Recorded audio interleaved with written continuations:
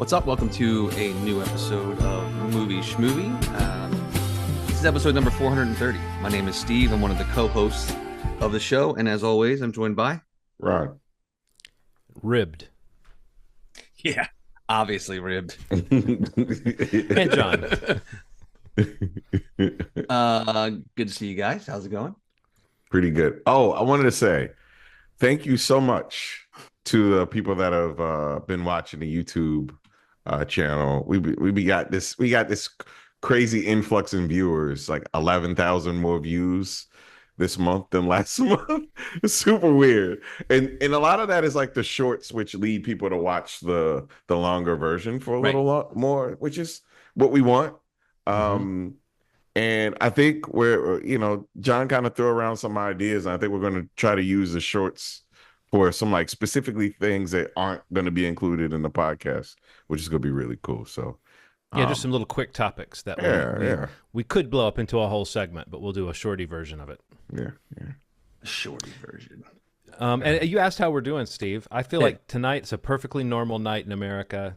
Nothing special. We're just here to talk about an old movie, kick back, shoot the shit, chop it up, as they say. Just a standard Tuesday night. The standard first Tuesday in November. It's just like a classic Tuesday. Yeah.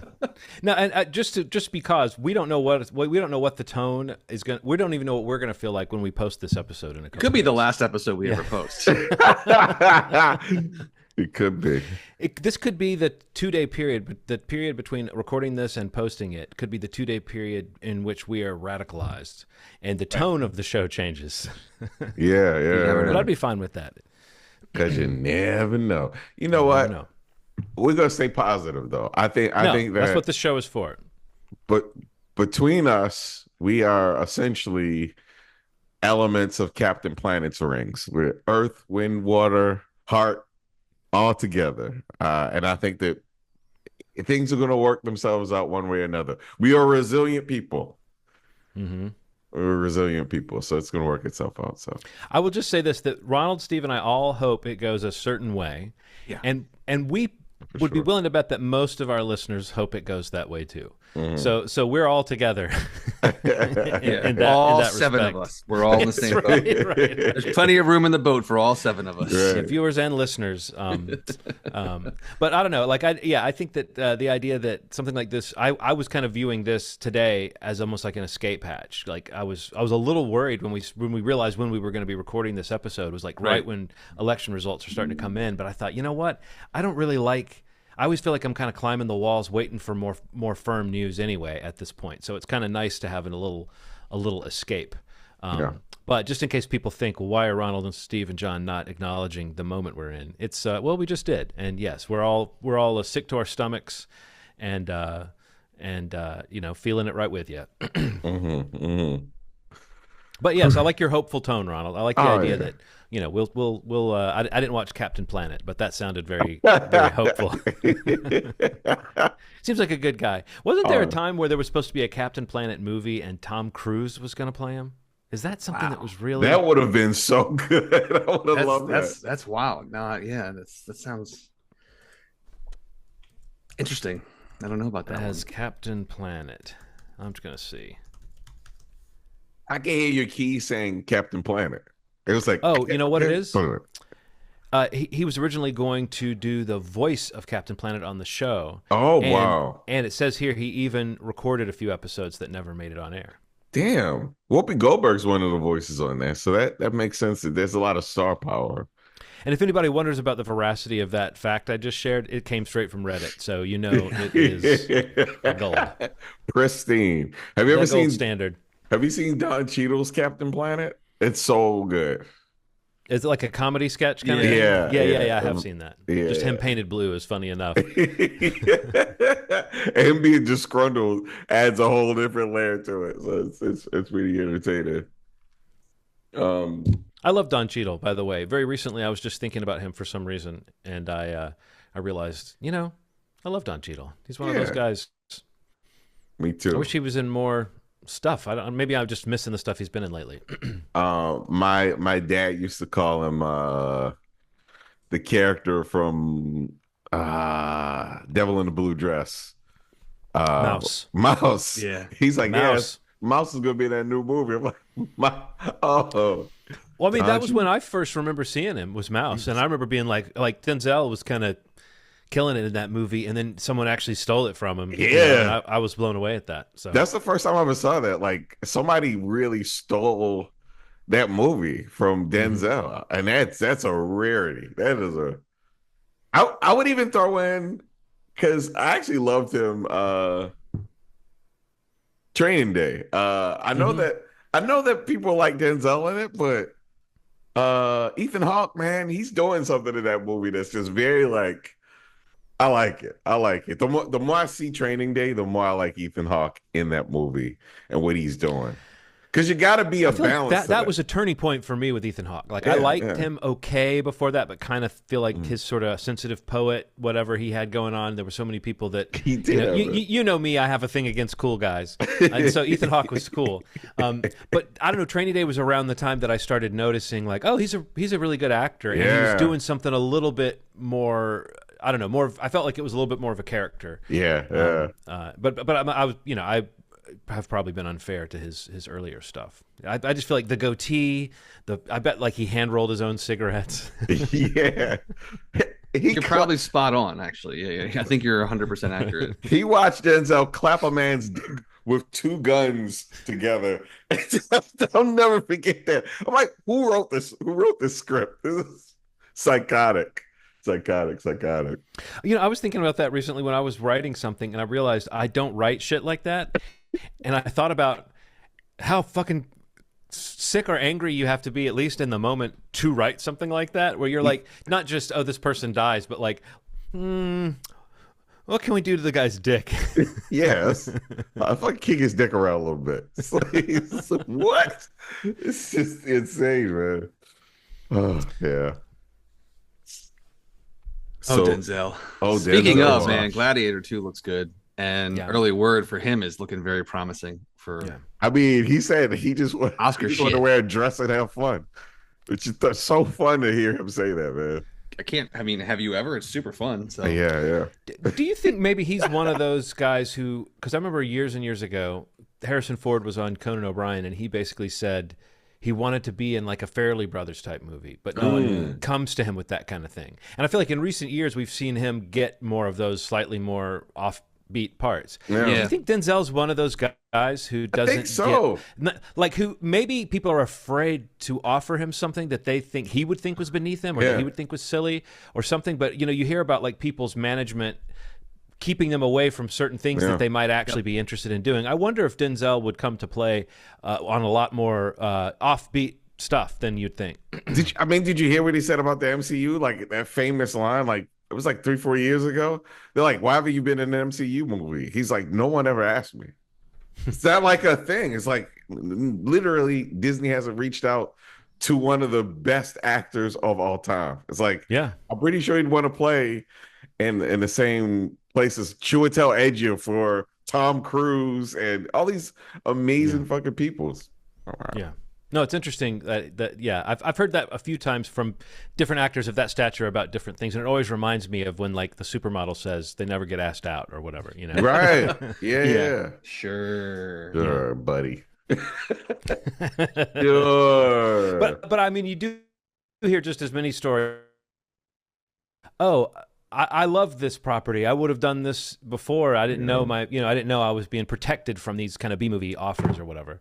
But I bet you do get a little sick of like, even if you enjoy being treated like the king of the set, I bet you do get sick of only getting to play parts that are sort of exalted or enshrined or something like that. I think particularly for an actor of color, I remember hearing people say that you don't get offered some of the more fun, wacky parts because people think, well, they wouldn't do this. This isn't serious enough for an actor like Denzel.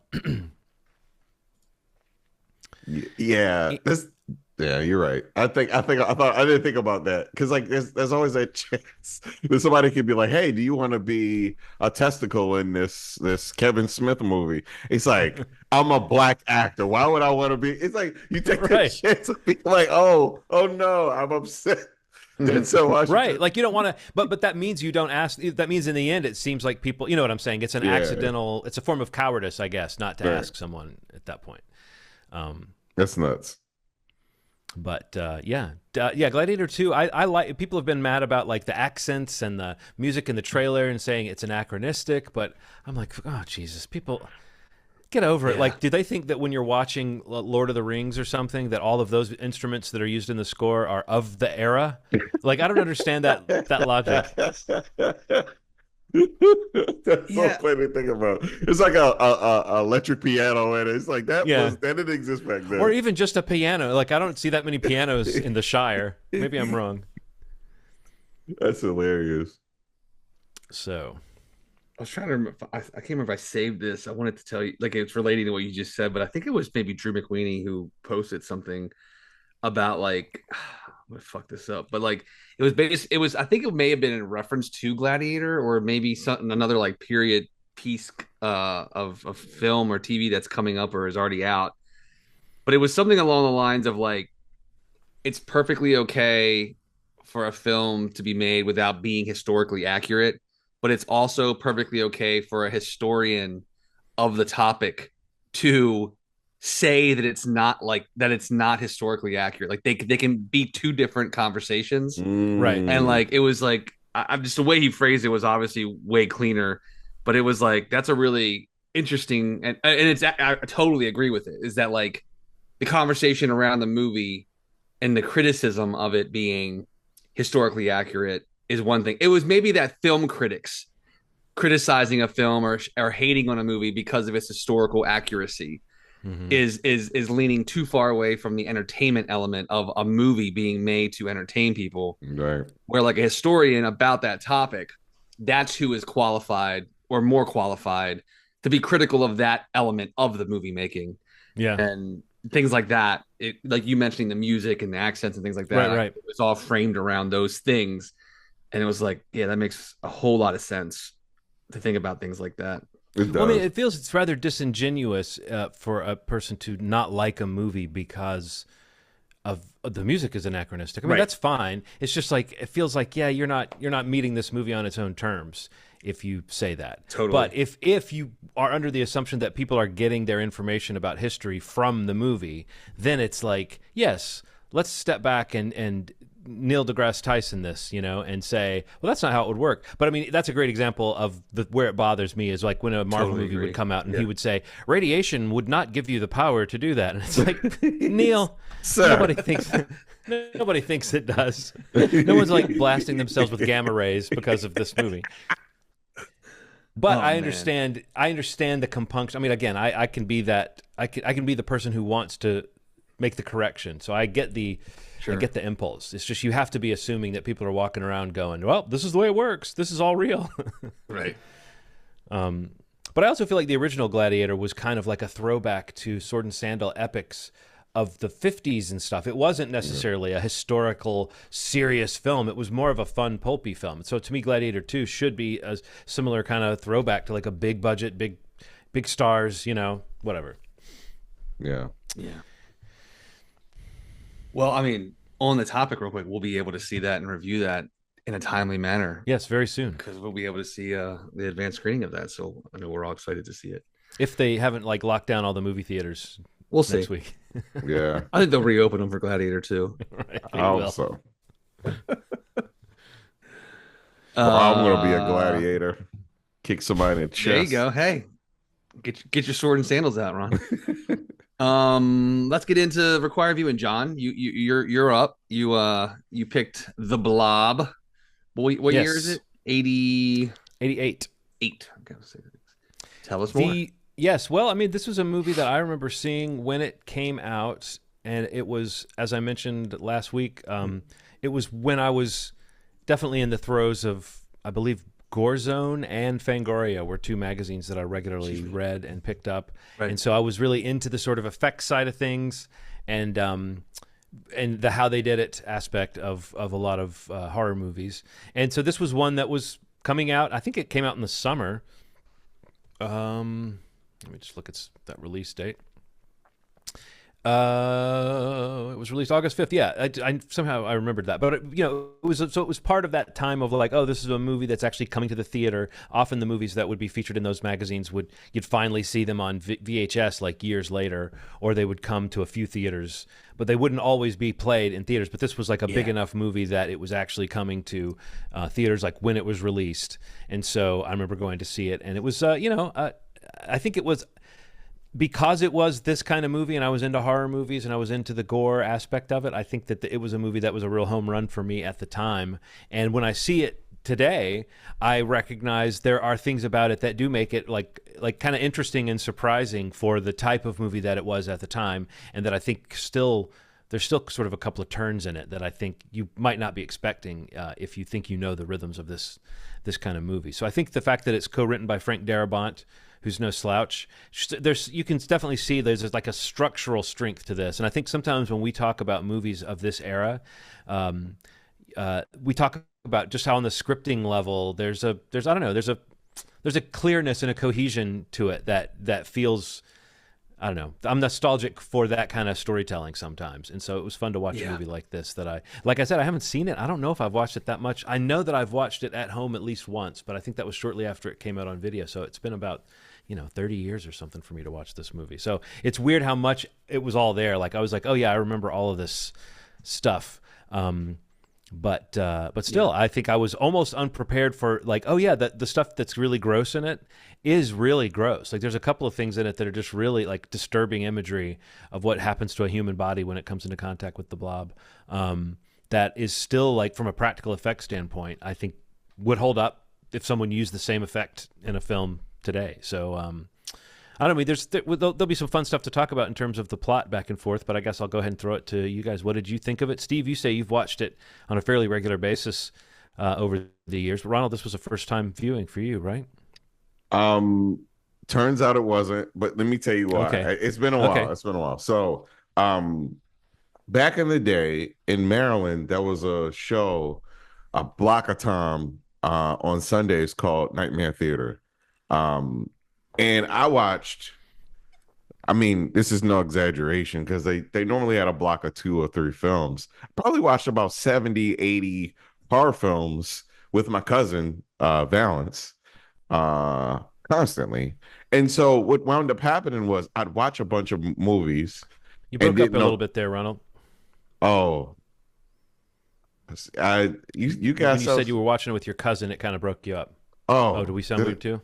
No, no, I didn't say anything after that. I said I watch a bunch of movies, and then I didn't say anything else Let me after just that. start that part over then because Oh, you kind of cut we out. No, lost but you. yeah, we oh, lost you okay. for a second. Yeah, yeah. So I watched a bunch of movies with my cousin, and it's probably, I mean, 2 movies, 3 movies came out every we came on every time, and we'd watch them all. And what wound up happening was I didn't know the names of these movies. I just watched a bunch of movies, and so what I thought Mm-hmm. was the Blob was a stuff. What I thought was a stuff was a Blob, and I saw both of them because they were on Nightmare Theater. I distinctly remember the Blob, especially as I got into it. Some of the special effects, like the I guess the purple stuff shooting in up at the ceiling and kind of Yeah. spreading out these visuals that were like insane. And the first time you see what it does to somebody's body when you get kind of covered in it, and the grab, I remember all that stuff, but I didn't. I thought that was the stuff, and I thought that the vice versa. So if listeners don't know, The Stuff is another '80s kind of a schlockier, more kind of goofy movie, Yeah. but it was about wasn't it like an ice cream like product that people were buying that was killing them? But it was a Yeah. similar, it was a riff on the Blob, maybe. Yeah, yeah. Um, And it came but out this was a couple years before the remake, right? Like, so it came out like 2, 3 years, 2, 3 years. yeah, yeah, yeah. So it came out before the remake, but also the earlier Blob existed in the world. And this mhm. was kind of a little more sci-fi the stuff. But yeah, I just remember how it felt to see this big blob that looked like you could outrun it, eventually capture people in mysterious ways. It just, it looks like it's about a yard away from you, and then it just reaches and grabs you. You're like, oh, this thing has multiple dimensions to it. It's like very smart. It's Yeah, adaptive. it can like projectile pieces Yeah, and pull you or grab you yeah, or slow you down. Yeah, I know yeah. what you mean. It shocked the shit out of me. Like I remember as a kid being like, I outrun a blob, and the blob would do something crazy. I'm like, maybe I couldn't outrun them. Yeah, I think you're right. Like I had sort of forgotten that part of it too. Like that it's Yeah. a. I remember that it got bigger as it went along, and that was kind Yeah. of part of the horror of it is that eventually it'll catch you just because it's bigger, and it Yeah. it can But the fact that it can suddenly just like shoot forth, Yeah. and yes, it's the intelligence part of it. Because in my mind, it was more of just an amoeboid shape rolling along that almost didn't have an intelligence, and I hesitated to even think of it as sentient. But watching this, I was like, oh no, this fucker is like mad from the moment it pops out of that meteor or that satellite or whatever Yeah. we're going to call that we think at the beginning it's a meteor, which I think is the way. I don't really know the 1958 film, Steve McQueen film that this is a remake of. I don't really know it that well. I've seen it at least once, but I think in that one it's a clear-cut kind of like it came from outer space. That's the explanation. So this movie makes you think it's doing that, and then in the end we find out that it's a government project that they sent some bacteria into space, a mix of bacteria into space that got hit by space radiation and then crashed back down to Earth, and that's what made the Blob. So it's like a more paranoid conspiracy theory approach to the sort of story, like which is very 80s. That's very much the sort of anti-authoritarian streak that was coming through this type of film in the 80s.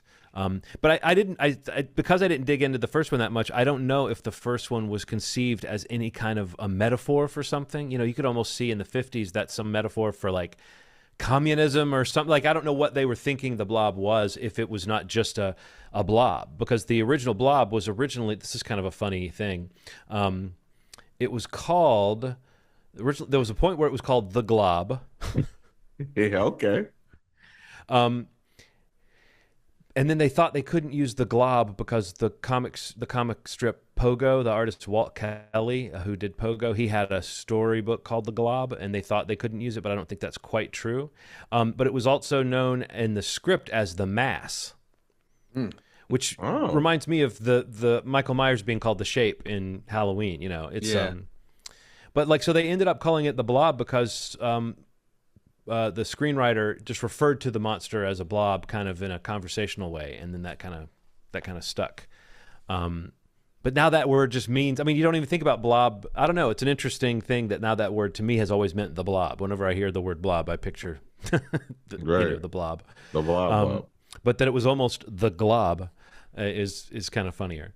But I don't know. I mean, Ronald, so now that you know that you've seen this, do you think this movie, like you were talking about remembering seeing what it does to a human body, do those effects kind of stand out to you? Or was there anything about the movie that stood out to you that wasn't part of what you remembered? It's crazy, man. Like it's funny. Like I think about like video games. You know how people do that stupid shit where they're like, here's Nintendo 64, and here's me as a kid being like, these are the most realistic graphics I've ever seen in my life. And then they show like what it looked like.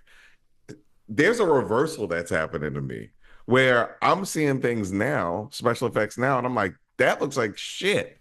And then I'm seeing old movies, I'm like, this looks better than anything that I've seen in the past 10 years. And the special effects, I mean, while they are like, some of them are super over the top, when it comes to some of the kills. Yeah. But the thing about that stuff is when something gets upscaled, it gets bigger, or it gets on a bigger screen, we get on sharper screens, it still looks great because it's all practical. It's no like, when you see special effects, you see some of the weirdness with shadows and them not getting the lighting right when they place it on top of something. But practical stuff, it just feels like it's in it. It's in the environment. So that just holds up. It just looks incredible. It ages so well. And this movie uses a combination of like stop motion and miniatures and very cool. everything. So I feel like what you're talking about, Ronald, is like they throw every practical trick at this project. Just 5 years later, you're getting Jurassic Park. Which is like another marriage of effect styles, but it's a totally different era in a way. Stepping into the CGI era. So it's interesting how many of these '80s movies that have gore in them are sort of like, oh, this is the height of practical effects work. Yeah. Do you know what I mean? Like, Yeah.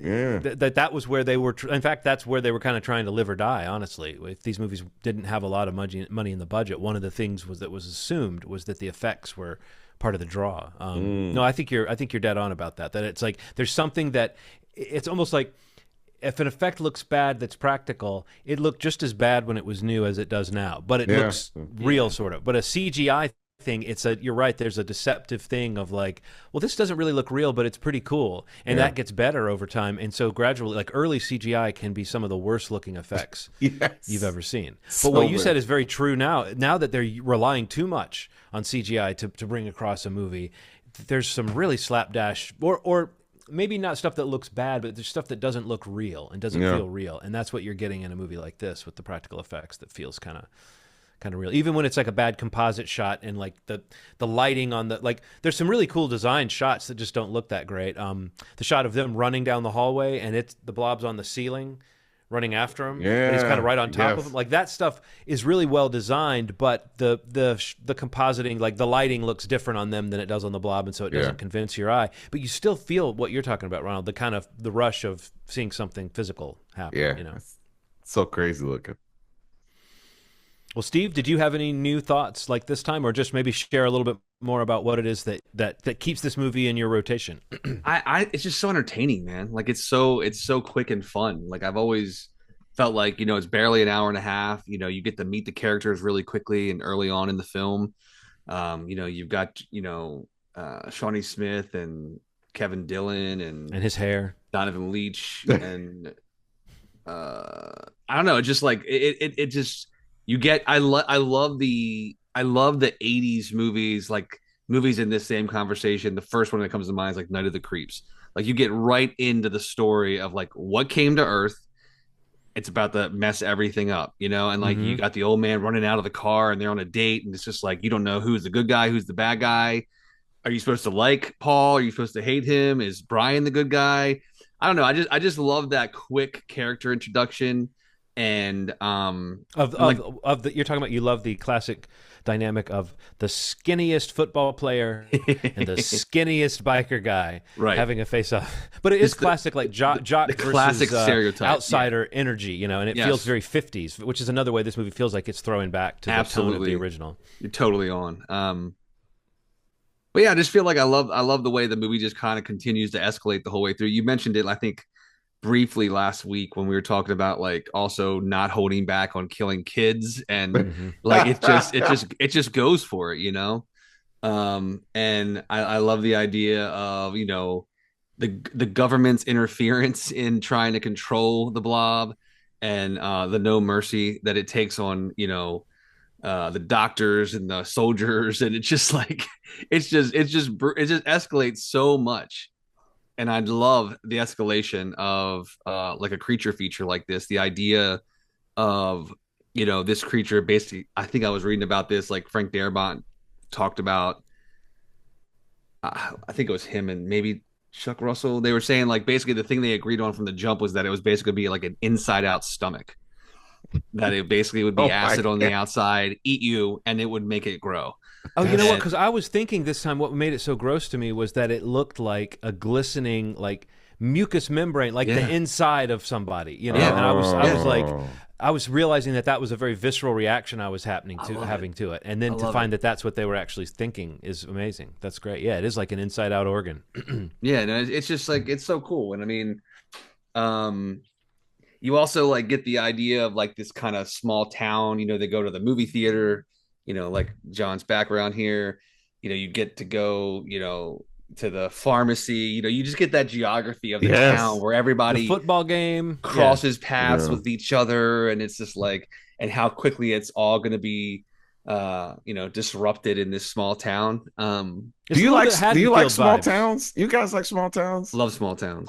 Yes. Look, man, every time I go to like Frederick or something, I'm like, I want to stay here so bad. It's like everybody knows everybody. Hey, just go talk to Don. You talk about that place you always went to in PA, that the bed and breakfast that you guys went to. Yes. And like how like quaint that town was. And like that kind of thing where like everybody sort of knows someone in the family or somebody's kid's kid.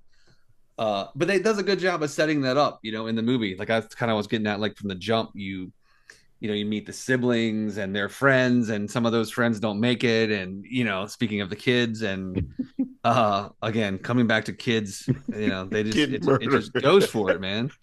Um, it's just I just the word fun and entertaining is like just for a creature feature.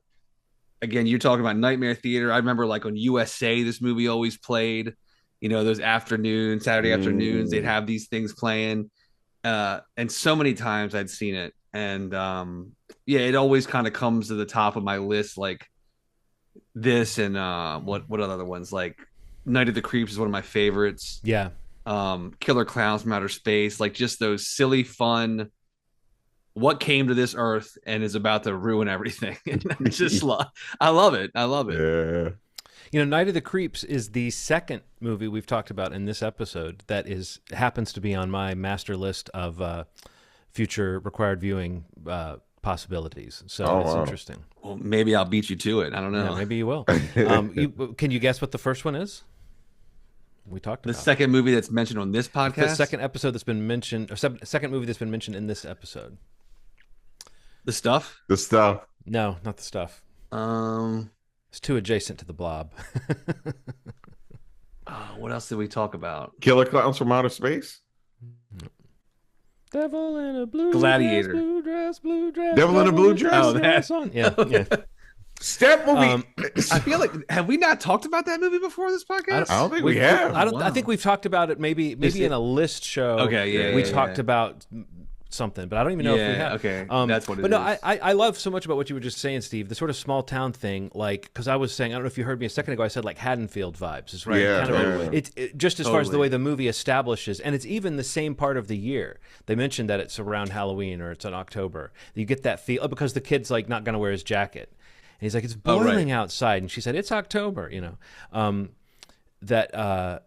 like the small town thing. And Ronald, I like being in a small town for a minute, even if you're not staying there, if you just drive through, like if you're on a road trip and you're on your way home on a Sunday evening and you stop and you're in the little small town. And you love see that. and it's like you see the person like closing the little bookshop at 5:00 and they're walking down. You picture being on a block and working somewhere and knowing everybody. And like, I know that it's not the way the world really works, but I think these movies sell us on that sort of that homey, cozy little fantasy. And I think that this movie does like, that was one of the things I noted was how it right up from the beginning, it establishes the town, and it is that kind of tapestry of the town type of story. You do meet the sheriff and the waitress and the like the cross section of people. Yeah. And I don't know, I always like the Reverend. We haven't talked about him that Del Close plays. Yeah. That's a cool character too. And I had not forgotten that ending. I knew there was something with him at the end, but I had forgotten the specifics of it. Cool. I love that ending. So good. It is so clever and so fun, and it hints at a sequel that would be fun to see. But it also is just the perfect, especially in our current moment, the picture. Here's a person who's like a crazed fundamentalist, and they are the one that can unleash the madness that can destroy us. That's a fantastic ending. Felt very like Thanos. Like I just like he's a revival preacher, but he's actually the guy who's got the glove. He's like, look, half of these people should get out of here so that the other half that lives can appreciate. It's like, whoa, what are you talking about? Just very, very interesting stuff. I really enjoyed it. I'm glad that you picked it. I'm glad that you picked it. It was the other thing I loved about like so many movies do this, and we talk about many of them on this podcast. But like when I mentioned the idea of like you get the introduction really quickly to Paul, the Donovan Leitch character, doing that thing where you think that's the hero of the movie. Oh yes, for a good run, and then he's gone. He's dead. He's killed, very brutally killed. And that's that. Whatever. The expectation or like playing with what you think is going to be our hero versus the bad guy on a bike, or even Shawnee Smith is really the hero of the movie. But it's just like it's that little bait and switch of like who you think you're supposed to be following. through the movie. I love that kind of stuff. Well, I It's mean, even though I find the Kevin Dillon character to be a little hard to take in some ways, that mullet is actually scarier than the Blob. That halfway through the movie, he should have started fighting the Blob with his hair. It should have started growing too. He's like, "Hold on," and he eats a sandwich, and then his hair gets bigger. But no, I think that the structural idea that at the beginning we see him trying to jump on his bike, and he doesn't quite get there, and then later he has to do the jump. It's like that's so on the nose, but it's structure. That's what I was talking about before when I was saying like screenplay structure. I just like when I see something that knows what it's doing, and maybe that's some Frank Darabont, maybe that's just a little bit more of a classic tone, a little old-fashioned approach. But I like those sort of elements, and I think it's an interesting attempt to turn Kevin Dillon into a leading man type of actor. I just don't know that I buy him as like the smartest guy in the room, no matter what the situation is. I don't think he's bad in this role, though. I just think it's an odd looking, like him and Shawnee Smith, like their styling could not be more painfully 1988. You know what I mean? But I think the Donovan Leitch turn is one of like three. I thought I was ready for the kid. I always remember the kid dying, whatever his name is. Does he have an annoying little kid name? Is he like Jimmy or Timmy or something? Anyway, I'll find Eddie. it, yeah. I think that's Eddie Beckner. Eddie. But the Donovan Leitch death, it's like it's the movie really telling you. It's like, again, we've seen movies that have tried to do this where they keep you on your toes by twisting things around, but that's such a well done thing. But I also think the waitress and the sheriff dying the way they die is sort of a similar kind of, because you think the sheriff is coming to maybe save her, or maybe we're going to see him show up not in time, but he's still going to be a character. But the fact that the sympathetic sheriff kind of dies off screen and then is revealed as dead when he shows up inside the Blob, as the Blob is killing the waitress, who's hoping the sheriff is going to come save her. And you kind of like these characters because they had a little thing. I don't know. I just feel like the movie put a little effort into developing those characters so that you would be surprised when they die. And I think that that's a mark of the cleverness of this movie. And I even think, even though now we're waiting for the government guys to be bad, I think that too qualifies as a twist, especially if you are remembering the original Blob and you're not expecting it to be like a man-made disaster. Right. And I liked the guy, what was his name, who plays the government guy? What's that actor's name? The doctor? Yeah, Joe Seneca? Oh, I'm thinking of Dr. Meadows. Oh, yeah, Joe Seneca, Dr. Meadows, yeah. Yeah. I just feel like that's a character actor who I've seen do a lot of different things, and I've never seen him play like the mad scientist heavy in something. I imagine that might have been fun for him. He really throws himself into it. Yeah, it's good stuff, man. It's a great pick. Yeah, so fun. We just got blarbed. I was going to say, like, what are other movies that have to do with like goop or something that's not a creature? And I was trying to, and the stuff was the one I was going to think of, and the other one, even though it's not quite the same thing, but we just talked about The Substance last week. Yeah. Also, big booty Brazilian orgies. That has a lot of.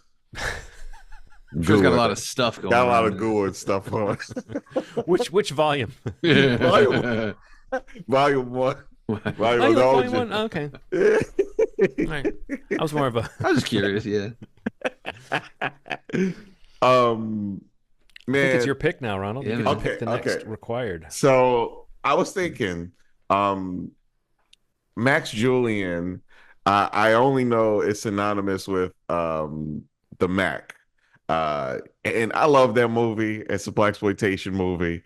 And I was like, why don't I dig into something a little deeper and see if I can find something that he's done that's not super well known.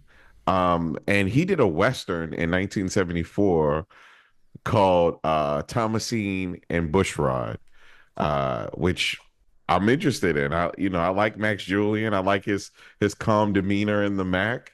And Thomasine and Bushrod is going to be my pick. And this thing is available for free on Tubi. And it looks like it's to rent on all the other services for $3.99. But I've been, since we're getting close to like Thanksgiving and stuff like that, I just want to think about some stories that we haven't heard before. Some black cowboys. Give us some black cowboy stories. It's not based on anything real, by the way. But Thomasine Bushrod. All right, cool. I've never heard of it. Me Yeah. either. Yeah. Tubi. Okay. To be, Here we come, Tubi. here you come. What else we got, guys? Anything that you've watched since last recording? Gotta say, I haven't really been keeping up myself. So I don't know. What have you guys seen? Anything? I've continued to love the Penguin, and I have Same. continued to enjoy the franchise, and I guess that's it. Like you said, Steve, you hadn't really watched a lot of movies, and I've been watching television myself. Yeah, I finished What Bad else? Monkey finally. Okay, what'd you think of Bad Monkey? I loved it, man. Yeah. I love that version of Vince Vaughn. Yes, He's so funny, man. It's just like a perfect and John reminder. Ortiz, is that the? Yeah, Yeah, he's great too. yeah. I Really, was glad so many that they great got to have their performances in little it. moment in yeah. the yeah. No, I think it's a hangout show, and it's characters that I actually love. Totally. And I think if it had a weakness, it was just that the importance of the plot kind of falls away by the 8th or ninth episode. You're like, oh, I'm really just watching this to see how the characters end up. Yeah, But I don't yeah, think yeah. that's really a flaw. I think that's only a flaw if you're looking at it as like a 10-hour movie or something that you're watching. If it's season 1 of a show, and especially if it's going to come back, which I kind of hope it does, it feels like a show that could come back. It could, yeah. It just feels like it's yet another show that seems like this should be like a network show. This should be like one of those shows like Magnum PI or something that just runs for a while, because it is a vibe as much as it is a story. And I think Yeah. that's really fun. But yes, my favorite Vince Vaughn anything in a long time. Yeah, man, totally. Cool. What else? Anything else? Loving Shrinking season 2 on Apple Same. See, I need TV. to catch up on that. I haven't watched any of Yeah. Shrinking. Love it, love it.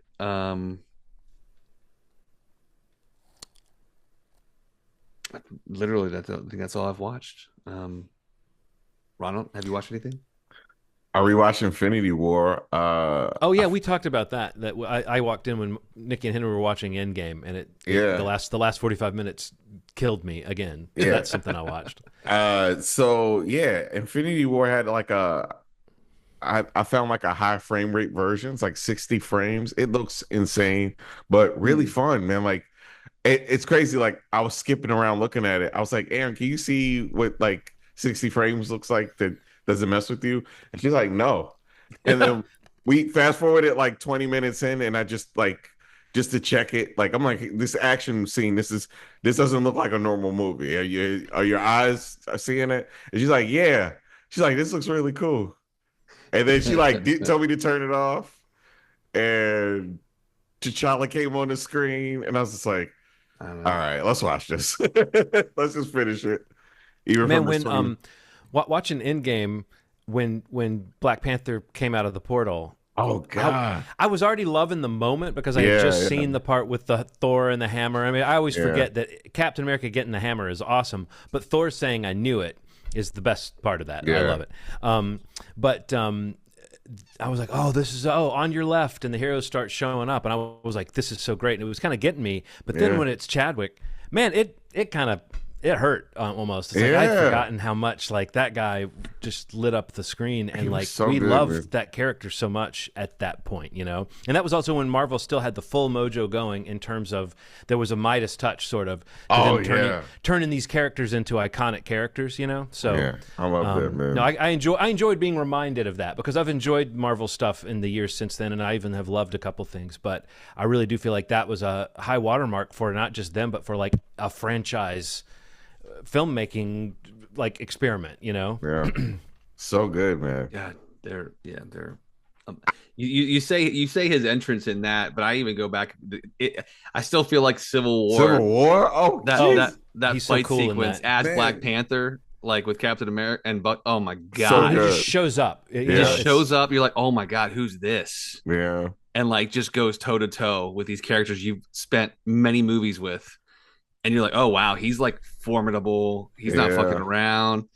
that whole sequence with him running after the motorcycle, like On his feet. on his feet, dude, on his When he does feet. the little and he first, everything. Yeah. Yeah, dude, what a So incredible. good. You know what? A conversation that kind of hit me hard, like Mm. watching that movie pretty recently. Scarlett Johansson and him sitting down, and like after the explosion happens, he's like, "I'm gonna kill everything moving," and she's like, "You gotta calm down." Yeah, Like it's like a good conversation between a killer. Obviously, this lady's a killer, and like somebody who does not want to do this but has to because of his legacy and all this stuff. mm. It's real cool conversation between two people who come from different places. Yeah, Just having this. That's what I loved about the MCU, man. It just really felt like there was a time where like all these people come from so many different places, but they kind of met in the middle to, you know, serve justice in their own way. It's Mm-hmm. some good old fashioned Maine justice. I think about Jamie Foxx's face with it's good old fashioned Maine justice. But yeah, so good, man. So good. So good, so good, Agatha, so we good. got to talk about Agatha next haven't week. watched You it. want to talk Haven't about? watched it, man. Yeah, Okay. I need Okay. to watch it. Well, I will say in a completely non-spoilery statement about Agatha all along. It is a TV show. They successfully made a TV show. Like, I think the last one they did that was this successful as a TV show was WandaVision, Yeah. where you felt like it had like episodes Yeah. and like a season. Do you know what I Yeah. mean? Not just Yeah. a story that was sort of stretched out. And so not perfect and had some moments that were, that came off great versus ones that didn't. But like in the end, it had character arcs and payoffs and setups that became important. And it attached itself to the larger mythos of the Marvel universe in a way that expanded things, but it still managed to be a small self-contained story. So for Yeah. those reasons, it's like, if Pretty every damn cool. Marvel television show had been this good, we wouldn't talk smack about Marvel television. Yeah. Yeah. It had some emotional stakes. Like when you figure out all of it and it's like, oh, okay, yeah, this is what we want. And it makes sense. Like I actually heard an interview with Jack Schaefer, the creator, showrunner, who was also the person behind WandaVision. Yeah. And just hearing, I don't know if you ever hear one of those interviews where the person answering questions increases your respect for the project. Because Right, you're like, right. oh yeah, the writer's room really had cracked this sort of, to call it self-contained, but it's also kind of a circular story. Like the last two episodes really are paying off questions you might have had since the first episode. Yeah. And I just feel like that kind of structure is something I really like. I mean, a good television season should feel that way. It should feel like it gets to the end and you're like, oh, I see what they did, and not like, huh, okay, that's how it's going to go. And also, I think where it's leading is there's this little side story with these characters that feels big because of the characters that it involves, but it's not like this show needed to bring in a huge cameo to make itself interesting that way. And I think that's cool too. So.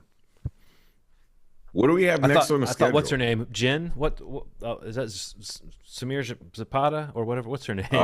Shamir, yeah. I like her. SNL. Yeah, she was great. I thought she was Samir, Shazir. I don't know, man. I'm looking it up, but she was a little hot for me. I was like, why am I? Oh, Zashir Samata. Okay, Yeah. super hot. Okay. So I was, it's funny. I never like looked at her like that, and then I was like, what have I been missing this on SNL? I think I have too. I think I've been missing this. Like she's like, maybe she just found this like comfort. That's this thing, man. Like, when somebody finds their comfort and they know their style and they know like, I'm just gonna be this person for the rest of my life. So what's the point? Like, I need to get comfortable. She seems really comfortable, and that I really enjoyed that. I think a lot of good performers get away from SNL, and you realize they had a lot more to just going for them as performers than they got to show on that show. It's weird because that show can be such a great showcase for some people, and it can be such a nothing for other people that are talented. Yeah, it's wild stuff, man. Come on, California. That's how we'll close the podcast.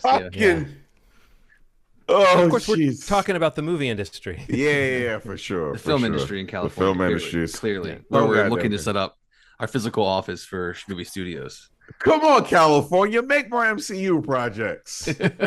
Forget about it. God damn it. I think that's it, guys. I don't know. We don't have much else today. Yeah, Yeah, I think I we're guess just this last week there's been other things on our minds. I don't know. yeah. yeah.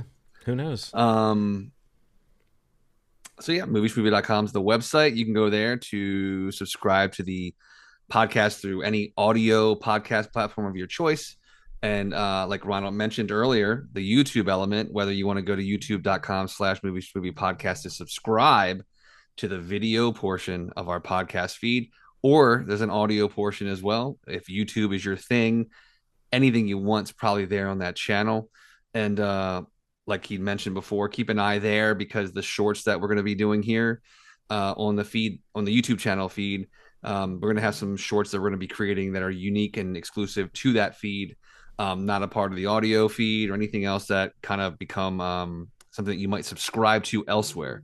So that'll be a benefit to going to YouTube, hitting that subscribe button, hitting the bell so you get alerted when new things drop, because that'll be coming hopefully in the next couple of weeks. We'll get some of those planned out and maybe practice or prep for maybe some of these short special episodes or special little mini-sodes time to the release of some movies that are coming out that maybe we haven't been able to see yet. Like I mentioned, we're going to be able to see Gladiator 2, so we'll have a review for that the week it comes out.